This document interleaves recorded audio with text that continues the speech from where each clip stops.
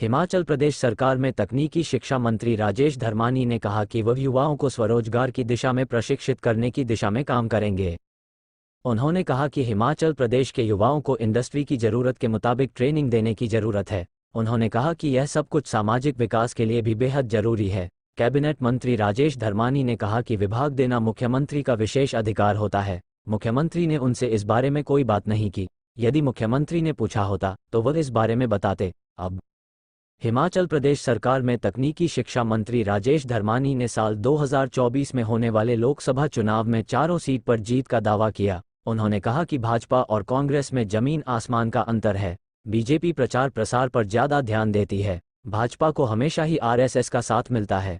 अगर RSS BJP के साथ न दे तो भाजपा कुछ भी नहीं है। उन्होंने दावा किया कि कांग्रेस चारों सीट पर जीत हासिल करेगी। पंजाब दस्तक के लिए सुरेंद्र राणा की रिपोर्ट। देखिए, बीजेपी और कांग्रेस में बहुत अंतर है। बीजेपी जो प्रचार प्रसार है उसमें बहुत फोकस करती है और आरएसएस का इनको मेन मुख्य योगदान रहता है। अगर आरएसएस को अलग कर दें तो बीजेपी तो कहीं स्टैंड नहीं करेगी। कांग्रेस पार्टी का काम करने का अपना तरीका है। हमने अभी सरकार गांव के द्वार जो है कार्यक्रम शुरू किया है। 17 तारीख से विधिवत तौर पे जो है वो शुरू हो जाएगा। तो इस कार्यक्रम के माध्यम से हमारे सभी नेता जो हैं वो सरकार की योजनाओं को लेकर गांव में जाएंगे। जो हमारे गांव में लोग रहते हैं या शहरों में लोग रहते हैं उनके जो समस्याएं हैं उनके निराकरण के लिए जो है कदम उठाएंगे और विकासात्मक विभिन्न योजनाओं को जो है अमली जामा पहनाने में अपना योगदान देंगे। तो गारंटियों को लेकर विपक्ष लगातार हमलावर है कि गारंटियां जो कांग्रेस ने रखी वो पूरी नहीं हुई है। फिर चाहे रोजगार की 2 रुपए किलो गोबर खरीदने की तो कहीं पर काम नहीं हो रहा है। और इससे पहले मैं जो पहले इन्होंने प्रश्न पूछा था उसको पूरा कर लूँ। लोकसभा चुनाव में कांग्रेस निश्चित तौर पर पहले से बहुत बेहतर करेगी और हम इस बार चारों सीटों को जीतने में सक्षम है और हम जीतेंगे। एक सीट हमारे पास पहले से ही है जो हमने उपचुनाव में जीती थी।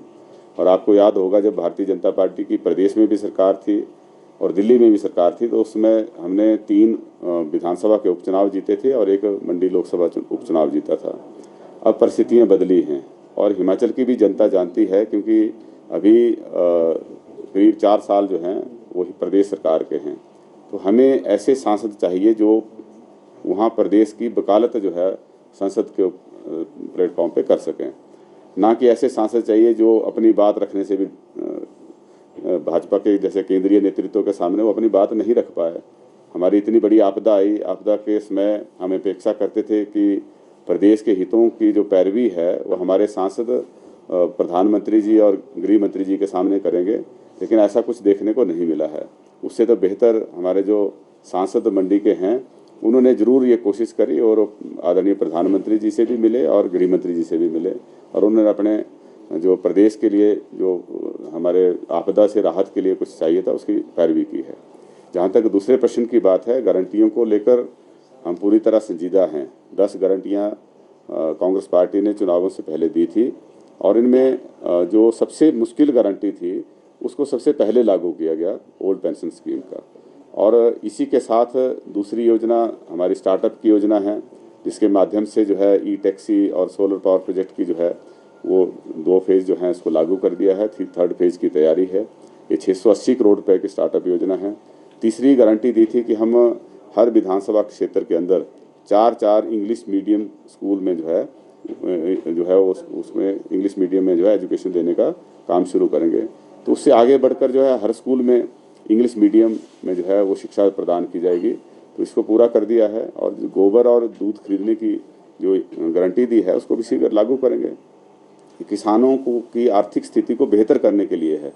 भारतीय जनता पार्टी किसानों का मजाक उड़ाती है जब वो गोबर और उसका लेके जो है वो तरह तरह की ड्रामेबाजी करती है। तो ये किसानों का मजाक उड़ाने की बात नहीं है, बल्कि किसानों को सशक्त करने के लिए ये कदम उठाया गया है ताकि आर्थिक स्थिति उनकी बेहतर हो सके और पशुपालन का हमारा ग्रामीण क्षेत्र में एक मुख्य जो एक एक्टिविटी है उसको वो जारी रख सकें। क्योंकि आप ये देखते हैं कि बहुत सारे किसान जो हैं वो पालने का जो काम है उसको छोड़ रहे हैं। तो वो पशुपालन करते रहें, इसके लिए जो है वो सरकार ने ये दूध खरीदने की और गोबर खरीदने की योजना जो है वो बनाने के लिए तैयारी पूरी कर ली है।